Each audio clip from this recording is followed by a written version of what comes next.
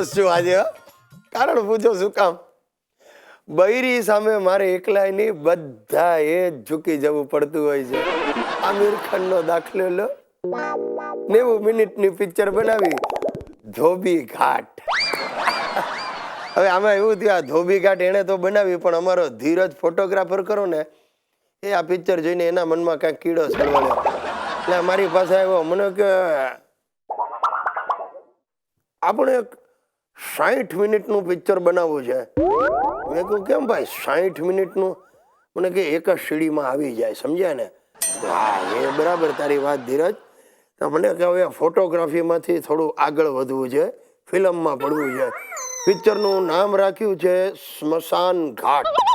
ભાઈ જબરું, આ વાર્તા એવી જશે. મને કે એકદમ વાર્તા ડેવલપ કરી છે. મેં કહું વેરી ગુડ, જોવા જશે એ ડાયરેક્ટ પહોંચી જશે નહીં સ્મશાન ઘાટ? મને કે હા હા સારું છે, સમજો નહીં, હા હા કરી. મેં કહું ભાઈ ધીરજ, આ બધા ઉધામાં લેવાનું રહેવા દે, તારો ફોટોગ્રાફીનો છે ને લગ્નનું એ ચાલુ રાખ, ને તો માણસમાંથી પાળીઓ થઈ જઈશ તું. અને આમે હવે કચ્છ સૌરાષ્ટ્રમાં ક્યાંય પાળિયા માટે જગ્યા જ નથી રહી, એટલે તારો પાળિયો તો તારા ઘરના ઉંબરાની બહાર જ ખોડવો પડશે. એટલે તું રહેવા દે આ પિક્ચરના આઈડિયા. ના માઠું લાગી ગયું. મને કે ઠીક છે, પિક્ચર બનાવીશ ને ત્યારે તમે જોતા રહી જશો. મેં કહું હા ભાઈ, આ એ દીની વાત. હવે આવું છે ભાઈ, આપણે કોઈકને સાચી સલાહ આપીએ ને કોઈકને માઠું લાગી જાય. આપણો આશય તો સારો જ હતો. હવે આ મારા લગ્નની વાત કરું તો મારો આશય તો સારો જ હતો કે આપણે લગ્ન કરીએ ને કોઈક અબળાનું ઘર વસાવીએ. પણ એ ઘર વસાવવામાં સાહેબ હું નબળો પડી ગયો. ખરેખર આ તમારી સાથે વાત કરું ને પણ આમ સતત ફફડાટ રહે કે હમણાં ક્યાંકથી વેલાણ આવશે, બૂમ પડશે, શું બેઠા બેઠા ગપ્પા મારો છો. પણ એક તમને કહી દઉં, એમ તમે એમ નહીં માની લેતા કે હું હેન્ડપેક હસબન્ડ છું, જરાય નહીં. Not at all. હું કાંઈ મારી બૈરીની દરેક વાતમાં હાય આ નથી કરતો. હા, એ ના પાડે ત્યારે હું રાજી ખુશીથી ના જ પાડી દઉં, તો જ સંસાર ચાલે. ભાઈ ઝૂકવું તો પડે. દોસ્તો, મને થાય છે કે હું ગિરીશમાંથી ગિરિજા બની જાઉં. તમને એમ થતું હશે કે મને આવું શું કામ થાય છે, સમજાવ. અમારો જે બોસ છે ને જાડાવાલા, જેન્ટ સ્ટાફ સાથે એટલી ઉદ્ધતાઈથી વાતો કરે છે અને લેડી સ્ટાફ સાથે એટલી જ આત્મીયતાથી વાતો કરે છે.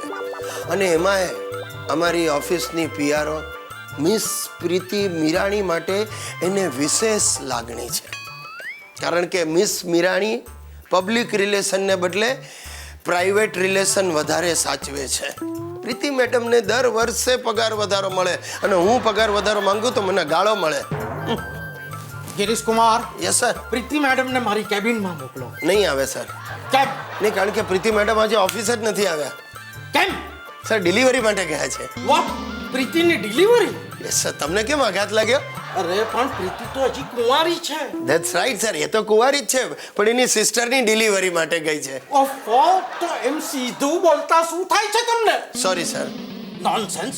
જુઓ, છેલ્લા 5 વર્ષના પરચેઝ વાઉચરની ફાઇલ આજે મને તૈયાર જોઈએ છે અને એને માટે આજે રાત્રે તમારે ઓફિસમાં બેસવું પડશે મોડે સુધી. તમે કહેતા હો તો ઓફિસમાં જ સુઈ જાઓ. મેં તમને અહીંયા સુવાનું નથી કહ્યું, રોકાવાનું કહ્યું છે. પણ સાહેબ, છેલ્લા 16 વર્ષથી તમે મને જ રોકાવાનું કહો છો. હેના 16 વર્ષ હેના, તમે અહીંયા માત્ર 10 વર્ષથી છો. તે કેમ? ઓવરટાઈમ નહીં કરવાનો? અરે સર, જાડાવાલા સાહેબ, તમે હંમેશા મને જ રાતના મોડે સુધી બેસાડી રાખો છો. રજાના દિવસે પણ તમે મને જ બોલાવો છો.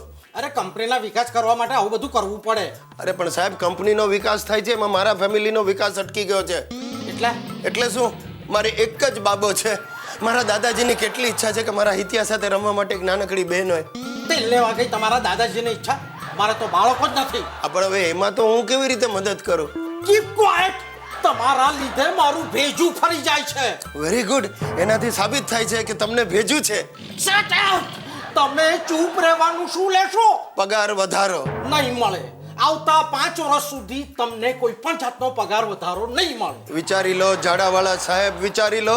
મારી પાછળ 2 મોટી કંપનીઓ પડી છે. વાહ. કઈ મોટી કંપનીઓ? નામ તો આપો. બિલો નથી ભર્યા એટલે ટેલિફોન કંપની અને ઇલેક્ટ્રિક કંપની. Keep quite. તમારી સાથે હું વાત કરવી ને એ મને સમજ નથી પડતી. Just get out. Get out કહીને પોતે જ ચાલી ગયો. એ પ્રભુ, તું મને એટલી બુદ્ધિ આપ કે હું મારા બોસને સમજી શકું. મને એટલું ધૈર્ય આપ કે હું એને સહન કરી શકું. પણ એ મારા વાલા પ્રભુ, મને હિંમત કોઈ દિવસ નહીં આપતો, કારણ કે તું જો મને હિંમત આપીશ તો હું આ ઝાડાવાળાનું માથું ભાંગી નાખીશ.